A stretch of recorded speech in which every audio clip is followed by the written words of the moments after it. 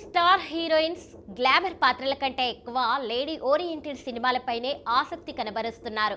ఒకప్పుడు lady oriented సినిమాలనగానే అందరికీ నయనతార, అనుష్క శెట్టి మాత్రమే గుర్తొచ్చేది. కానీ ఇప్పుడు రూట్ మారింది. సమంత, రష్మిక లాంటి గ్లామర్ పాత్రలు చేసే స్టార్ బ్యూటీస్ లేడీ ఓరియంటెడ్ సినిమాలకే ఓకే చెప్పేస్తున్నారు. ఎంతసేపు గ్లామర్ పాత్రలు మాత్రమే చేస్తూ ఉండాలా, మేం మాత్రం ఆర్టిస్టులం కాదా? అందుకే ఓవైపు హీరోయిన్ గా బిజీగా ఉంటూనే మరోవైపు లేడీ ఓరియంటెడ్ క్వీన్ అనే ట్యాగ్ కోసం తెగ తంటాలు పడుతున్నారు. తెలుగులోనే ఈ పోటీ ఎక్కువగా ఉంది. మరి ఈ రేస్ లో ఉన్నదెవరు?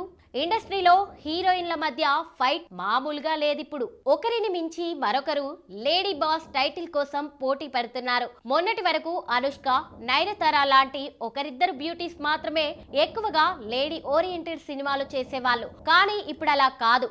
అందరి దారి అదే అయిపోతుంది. అనుష్క శెట్టి గ్యాప్ తీసుకున్నా కూడా ఫీమేల్ సెంట్రిక్ సినిమాలు మాత్రమే చేస్తున్నారు. తాజాగా తెలుగులో ఈమె చేస్తున్న ఘాటి త్వరలోనే విడుదల కానుంది. మరోవైపు నయన్ అయితే పూర్తిగా లేడీ ఓరియంటెడ్ కథలకే కేర్ ఆఫ్ అడ్రస్ అయిపోయారు. ఈ లిస్ట్ లోకి సమంత చేరిపోయారు. మొన్న సిటాడెల్ సిరీస్ తో అబ్బడి రేంజ్ మరింత పెరిగిపోయింది. ఓవైపు యానిమల్, పుష్ప లాంటి సినిమాల్లో పవర్ఫుల్ పాత్రలు చేస్తూనే మరోవైపు ఫీమేల్ సెంట్రిక్ సినిమాలు చేస్తున్నారు రష్మిక మందన. కీర్తి సురేష్ సైతం బాలీవుడ్ కోసం గ్లామర్ షో పెంచుతూనే తనదైన శైలిలో లేడీ ఓరియంటెడ్ కథలను అస్సలు వదలట్లేదు.